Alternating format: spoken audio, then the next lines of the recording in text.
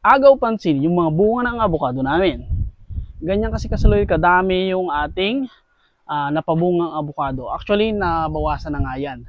Pero ito yung mga paraan para mapabunga rin ninyo ang inyong mga abukado na baka kulang ninyo o hindi nyo masyadong napipay attention. So number one, kailangan kasalukuyan ay well hydrated.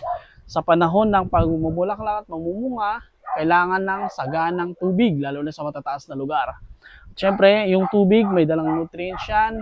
Siyempre, mas maganda ang development ng prutas. Pangalawa ay kailangan din ay may tayo sapat na fertilizer o pataba o abono sa ating mga avocado tree. So malaki na itong avocado natin na to. So medyo malaki na ang kinakain niyang kaya kumain ito ng ganito kalaking puno ng mga 2 kilong abono. So kung gaano ka naman kalayo sa mga pwede mga kalahating mga 1 metro, pwede doon nyo ilalagay. Paikot pwede rin. Kung napapansin nyo, pag naabonuhan nyo yan, ang ideal na abono nyan, triple 14 o complete fertilizer. Nakakatulong din sa development ng bunga hanggang sa sarap ng mga bunga ng avocado natin. Siyempre, sa early stage, kung masyadong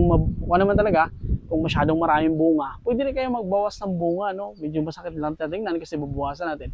Para yung mga matitirang bunga, lumalaki. Yan. Pwede rin kayo mag-apply ng foliar fertilizer o yung mga abonong pataba na ini-spray. So, yan di ba? At kung kailangan nyo rin kasaluyot ng balutan ng mga papel, pwede rin. Ay, napapansin nyo, tinan nyo. Yan Pero maganda ngayon yung aming avocado, walang masyadong tama ng mga insekto.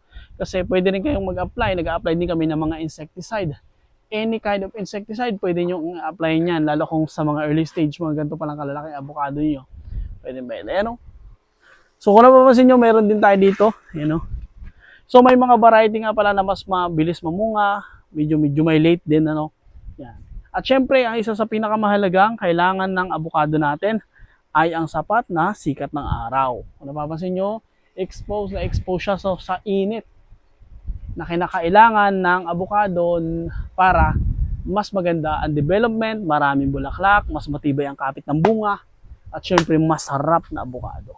So ganun lang kasimple di ba? So paano naman bubuo? Pwede kayong magpausok ng avocado natin sa early stage kapag mga hindi pa siya namumulaklak, para kapag namulaklak, maganda ang development. Di ba? So magandang tip yan mga kasaluyot. At kung hindi pa kayo nakasubscribe sa ating YouTube channel, mag-subscribe na kayo. Tignan nyo naman. Kung kahit titingnan nyo, ang gaganda ng quality yan. Kaya isom natin para makita nila yung mga quality na avocado natin. Yan di ba?